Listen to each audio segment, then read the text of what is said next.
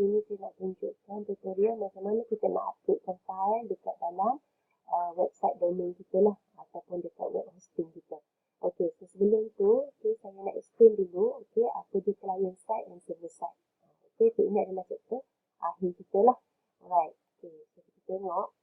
Website script runs in one of two places. The client side also called the front end. So maknanya untuk kita run kita punya script website kita kena letak kat dua tempat. Pertama, client side ataupun nama lain dia adalah front end. Yang kedua, pada bahagian server side ataupun nama lainnya adalah back end. So most web coding languages are designed to run on either the server side or the client side. So itu yang dimaksudkan dengan server side and also client side. Kita tengok. Client side, running in the user's browser. Client side scripting generates dynamic content by processing the code received from the server. Usually this consists of JavaScript combined with HTML and CSS. So saya rasa awak ada belajar dalam salah satu subjek di mana awak develop website template menggunakan HTML dan juga CSS. Right? So kita tengok apa dia server side. The server side environment that runs a scripting language is the web server. A user's request is fulfilled by running a script directly on the web server to generate dynamic HTML pages. This HTML is then sent to the client browser. So apa maksudnya? So nanti kita tengok lepas ni. Alright? So at least awak nampak apa dia client side and also server side. Jadi sebelum kita nak download, sebelum kita nak mula, first of all awak kena download dulu file Zilla. So file Zilla ni adalah merupakan salah satu software di mana untuk kita buat FTP, File Transfer Protocol. So di sini bahagian yang untuk kita upload dan juga download kita punya coding HTML tu. So dalam file Zilla ni dia ada client side and also server side. So awak download ni dulu. Saya dah buat. So saya teruskan saja. Cara nak download masih samalah. Alright. So kemudian apa yang perlu awak buat berikutnya, saya nak awak masukkan ataupun create satu account dekat aeonfree.com. So ini adalah the best free unlimited web hosting for you. So ni web hosting free. Kenapa saya fikirkan untuk buat web hosting free ni? Because of domain yang kita ada dua sahaja. So limited bagi setiap satu domain hanya 2 orang sahaja. So maknanya hanya ada 4 orang. Jadi kalau kata awak tak ada domain awak sendiri, so awak tak boleh test untuk buat lab test ni. Melainkan hanya tengok apa yang saya buat sahaja. Jadi so itu yang menjadi macam satu masalah juga. Sebab untuk bagi awak test, bukan tak boleh. Saya kena bagi 2 orang buat, and then saya kena delete. 2 orang buat, saya kena delete. So jadi macam satu isu untuk awak cuba banyak kali dan pada bila-bila masa awak nak. Jadi solution yang ada, saya cari satu domain free. Dan kebetulan saya jumpa yang ni and saya dah test, so saya nampak dia punya fungsi dia lebih kurang sama dengan apa yang kita ada, iaitu domain yang berbayar. Cuma yang ni free. So bila free ni dia limited daripada segi size-nya lah. So anything tak ada masalah. Yang lain semua sama. Ini awak boleh guna pakai dan fahamlah untuk penggunaannya untuk akan datang. So bila awak dah masuk ke website ni, so awak just klik untuk get started untuk register. Yang ni pun saya dah buat untuk part saya. So awak teruskan saja untuk register. Just follow saja arahan dia. Alright, so isilah sign up for free hosting. So make sure, bila awak sign up ni, masukkanlah password yang awak akan ingat. Jangan nanti kan tiba-tiba lupa pula. So bila awak tengok kat sini, inilah apa part free yang dia bagi. So dia bagi satu one FTP account. File Transfer Protocol account ni. So mudah untuk kita transfer kita punya file lah. So, dia bagi kita free subdomain name. Okay, untuk selepas ni, after awak dah klik create account ni, dia akan minta untuk awak bagi domain name. Okay, so domain name ni, saya nak awak letak nama awak. Okay, katakanlah dah ada orang create, awak pusing macam mana save, itu adalah nama awak. Supaya bila saya nak semak nanti, saya senang. Okay, macam saya dah create satu domain name dengan nama labtestmmm. So, itu dia. Okay, so nak nampak macam mana, nanti sekejap lagi ya. Okay, so selepas awak dah habis selesai semua, dia akan bagi tahu dia akan hantar email untuk activation process. So, email tu dia akan hantar.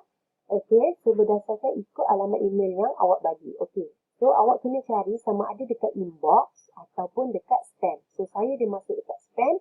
So, dekat sini dia dah bagi Aeon Free Account Activation. Okay, so just klik lah. Okay, alright, so just klik dekat sini untuk klik here to activate. Okay.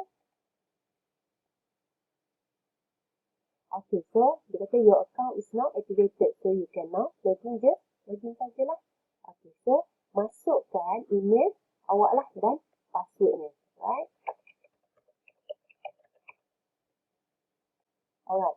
Okay, so ini maklumatnya. Alright.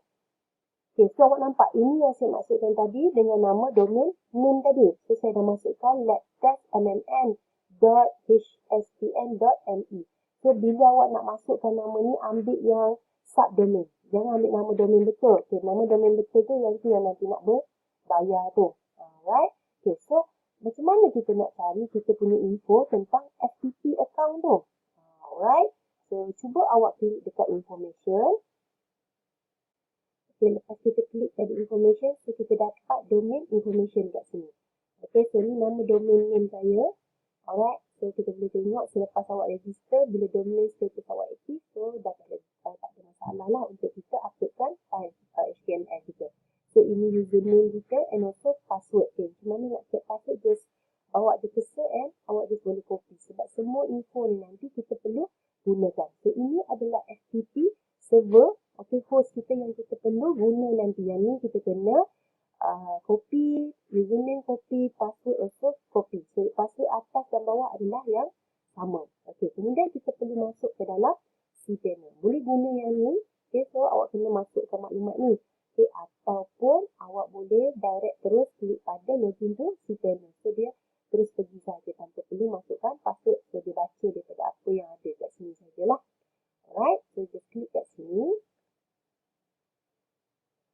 Okey, just okay. So, sekarang kita berada di cPanel. Alright. So, cPanel ni lebih kurang sama saja dengan cPanel yang berbayar. Okay. So, nanti saya akan tunjukkan juga. Okay. So, dekat sinilah kita juga boleh dapatkan info tentang FTP account kita. Okay. Sebelum tu, di sebelah sisi ni pun ada juga info yang sama seperti mana yang kita baca dekat info nation untuk domain tadi. Alright, so kita klik dekat kita punya FTP account ni. Contohnya, so ni kita boleh nampak. Okay, perkara yang sama yang dia mention tadilah, password dia tadi. Okay, so ni host domain dia. Okay, FTP port tu biasanya adalah 21. Okay, so ini boleh digunakan pakai. Okay, macam mana nak back, just klik kat sini balik lah. Okay, alright. Okay, kemudian, okay, kat sini dia bagi tahu kita punya FTP account ni seorang saja. So, that's why saya gunakan yang ni. Maknanya, setiap seorang perlu register lah. So, awak boleh gunakan. Okay. So, kalau macam berbayar tu, kita setkan dia kepada 2 orang saja. That's why apa yang kita upload, okay, orang lain nak masuk pula, so kita kena delete. Okay. Alright. So, macam mana kita nak gunakan, macam mana kita nak linkkan antara, okay, domain untuk cPanel ni, web hosting yang ni dengan kita punya komputer. Okay, iaitu bahagian client side. So, ini adalah bahagian server side. So, maka kita perlu gunakan FileZilla tadi. Alright, so first of all, okay, awak kena klik dan buka FileZilla. Alright, so ini adalah interface untuk FileZilla.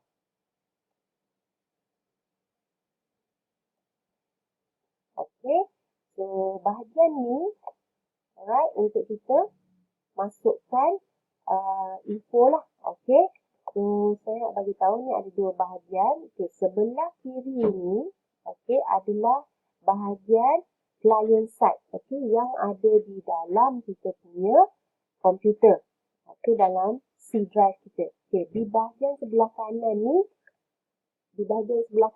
adalah bahagian server side. Okay, so mula-mula dia ada dua cara untuk kita connect. Okay, ini bahagian quick connect lah. Okay, dan ini yang biasa kita guna. Okay, just klik pada open the site manager. Klik.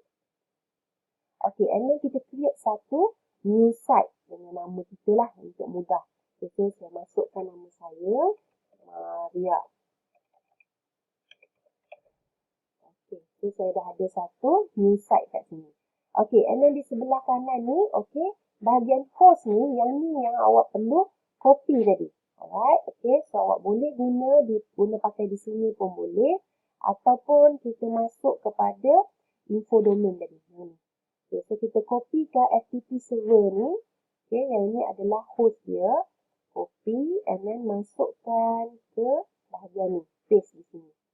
Okay, port dia tadi berapa saya cakap? 21. Just masukkan 21.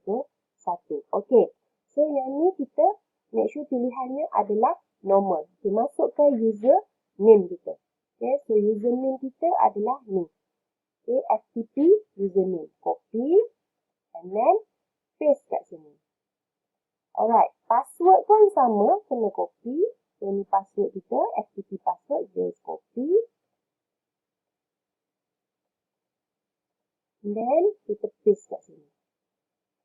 Okay, lepas tu, kita just klik connect. Okay, so yang ni kita just klik okay lah. Okay, sama ada awak nak save password ataupun do not save password pun, no problem.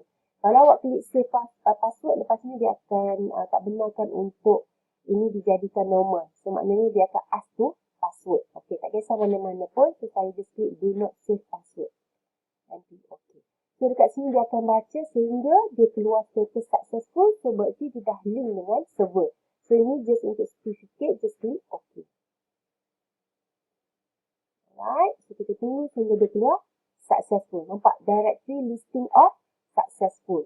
Okey, kemudian awak juga perlu ada file HTML awak tu. Okey, file yang kita nak upload ke dalam server site kita. Alright, so dekat sini kalau kita buka, okey, ini bahagian remote site kita. Okey, so dekat sini kita boleh tengok. Okey, ni sebelum ni saya pernah buat lah. Okey, so saya nak delete dulu yang lama ni. Okay, saya buang dulu awak. Maknanya dia akan kosong sajalah. Alright, kalau saya dah test sebelum ni, so dia ada. Just delete saja. Alright, now saya nak masukkan file saya. Okay, so file saya, okay, saya simpan dekat desktop. So, saya carilah dekat desktop. And then dia keluar kat bawah ni. Okay, so nama file saya adalah HTML. Okay, so apa yang perlu saya buat? Saya klik, right click upload ataupun saya klik dan saya bawa ke sini. Okay, kalau dia tulis disconnected ni, maknanya kita kena masuk semula lah. Alright, just klik connect. Kalau dia minta password, just masukkan password lah. Okay, sebab yang ni dia dah tukar. Tadi kita normal. Okay, sekarang ni dia dah minta untuk ask for password. Okay, just klik connect je.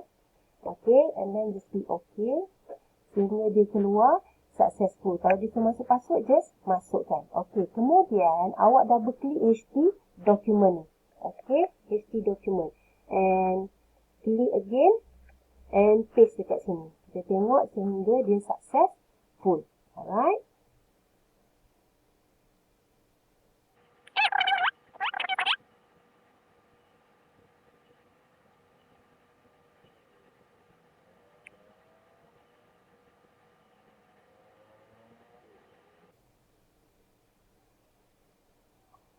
Alright, dia kata all transfer have finished. Okay.